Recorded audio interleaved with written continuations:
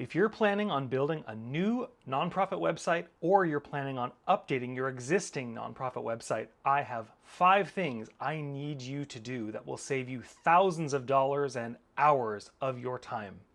Hey everyone, Ricardo Ibarra here with Market Your Mission, and today I am talking about the 5 things you must do before you build or refresh your website. So let's jump right into it. Number 1 is create audience profiles. Now this is absolutely critical because your website exists as a communication tool to help you talk with other people. And if you're in the nonprofit space, you've got at least 5 different audience groups that you need to talk to. You've got donors, you've got volunteers, you've got your board members, you've got your clients, and you've got the general public and or stakeholders. You may even have more if you're working in an area that is environmentally sensitive or regulated by the government. Number 1, before you start building your website, or if you want to refresh your website, you've got to identify and create audience profiles. If you've never heard that language before, an audience profile crystallizes all the different people in your audience, say donors, into one identity.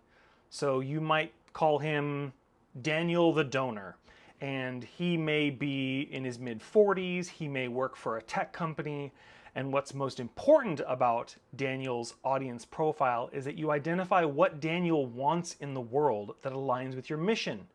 You may work in an environmental space, you may be supporting clean water, clean streams, rivers in your local community, and so Daniel, the ideal person that you're trying to reach in your donor group, may care deeply about salmon restoration or having clean places outside for his kids to play. He wants to take his kids inner tubing on the lake.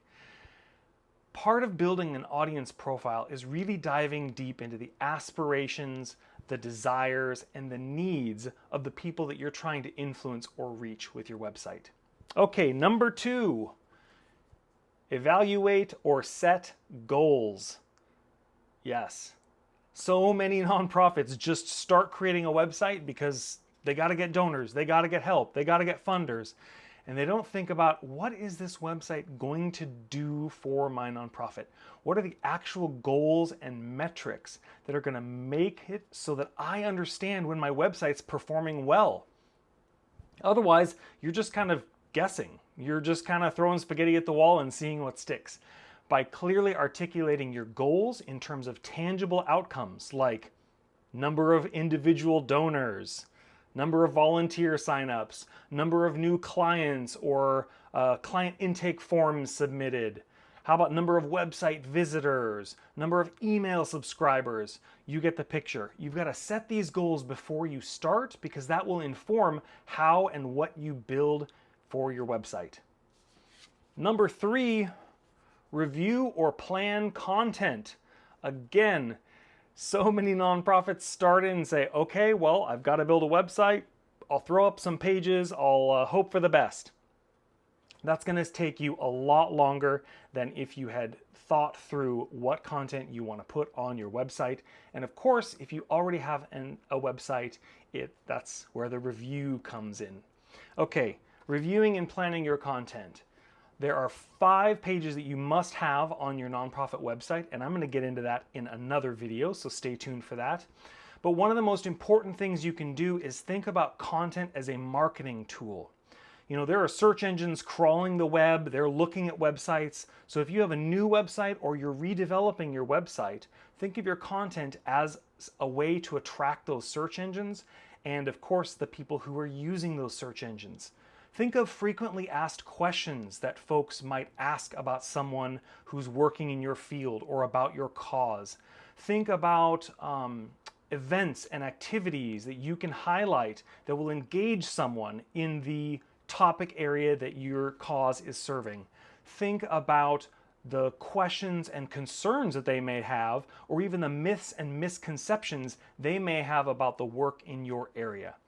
For example, if you are supporting student literacy and you're doing book drives and helping kids access after-school tutoring, well, some of the myths and misconceptions might be debunking the funding myth. You know, maybe some folks think that your schools are as well funded as they could be, and that students have easy access to books. Oh, well, they have a school library. Well, you can enlighten them with the content on your website by talking about how underutilized the library may be, or how busy parents prevent students from spending as much time reading or getting into the school library as they would like. And so you can align that with how your mission is helping get those books into kids' hands. Number 4, before you start or before you relaunch, you've got to choose your website builder. I have an entire video coming up on how to choose your website builder, so stay tuned for that. But this is really critical because your website builder can make or break your web management experience.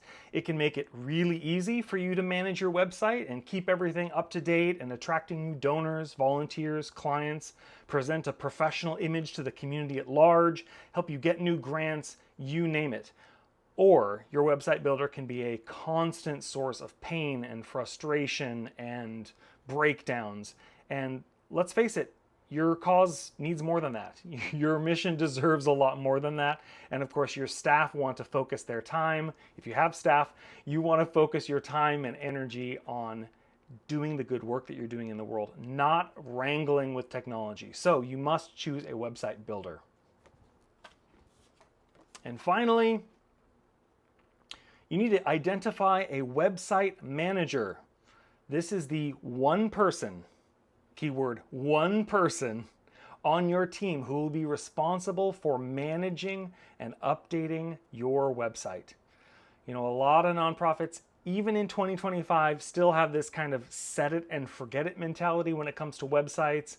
And they get their website up and then they forget about it. And they go about doing their work, delivering their programs and services, and their website suffers. And then they start wondering a couple years down the road, well, how come we're not getting any more donors? How come our volunteer pool is getting thinner and thinner every time?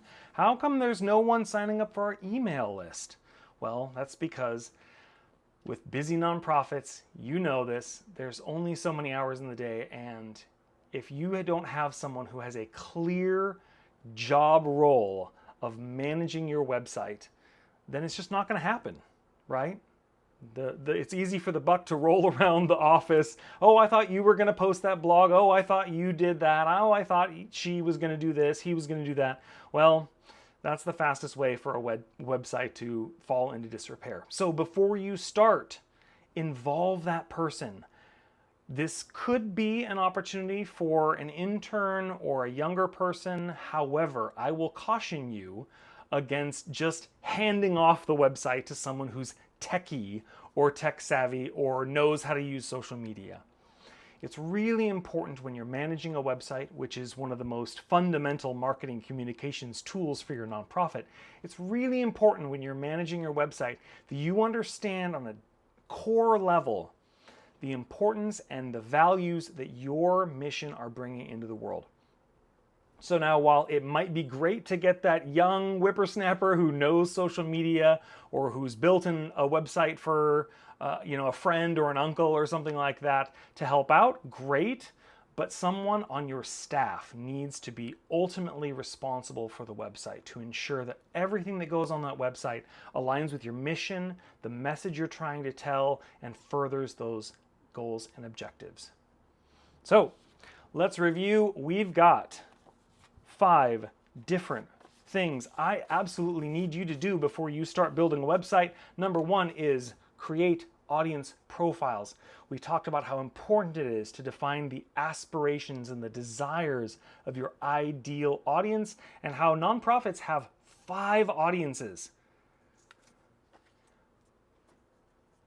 We also talked about identifying your website manager, that one person who's going to take responsibility for your website, choosing your website builder and how important that is for the ease of use of managing your website and using it as a marketing communications tool rather than something that's going to drain tons and tons of time and energy away from your staff.